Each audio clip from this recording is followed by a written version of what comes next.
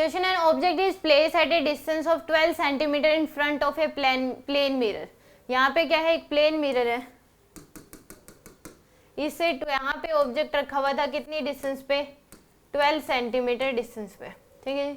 The virtual and erect image is found by the mirror. तो अगर object 12 पे रखा हुआ है तो इमेज भी क्या बन जाएगी, 12 सेंटीमीटर पे बन जाएगी। यहाँ पे जितनी डिस्टेंस पे प्लेन मिरर की केस में ऑब्जेक्ट है उतनी डिस्टेंस पे इमेज।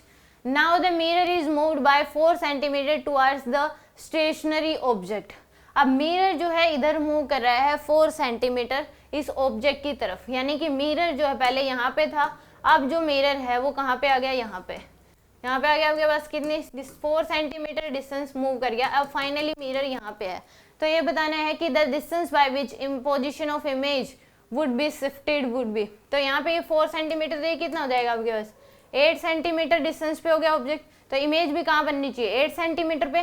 तो यहाँ पे ऑब्जेक्ट, अब मिरर यहाँ पे है, ऑब्जेक्ट कितनी मिरर से 8 सेंटीमीटर पे, तो इमेज भी 8 सेंटीमीटर पे, यानी कि यहाँ बनेगी आपके पास।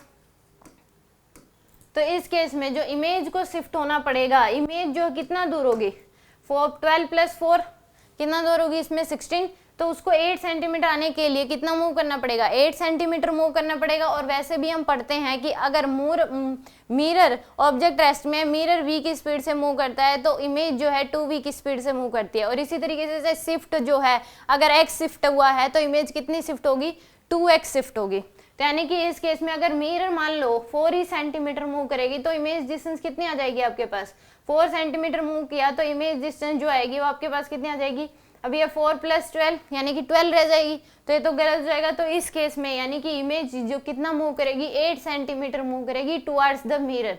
तो डी ऑप्शन इसका करेक्ट होगा, क्योंकि अब ऑब्जेक्ट यहाँ पे है कितनी डिस्टेंस पे, 8 सेंटीमीटर पे, मिरर यहाँ पे है, तो इमेज अगर वहीं की वहीं रहे तो कितनी डिस्टेंस पे होगी, 12 + 4 16 सेंटीमीटर पे यहाँ पे इमेज थी इनिशियली, तो इसको कितना मूव करना पड़ेगा, क्योंकि जितनी डिस्टेंस पे ऑब्जेक्ट होता है उतनी डिस्टेंस पे इमेज बनेगी, तो इसको 8 सेंटीमीटर मूव करना पड़ेगा मिरर की तरफ।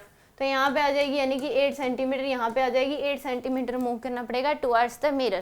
तो आप ऐसा भी कर सकते हो, अगर ऑब्जेक्ट रेस्ट में है, मिरर जितना मूव करता है उसका डबल इमेज मूव करती है, और सेम साइड में जिस डायरेक्शन में मिरर होगा उसी डायरेक्शन में, तो यानी कि डी ऑप्शन क्या होगा इसमें करेक्ट होगा।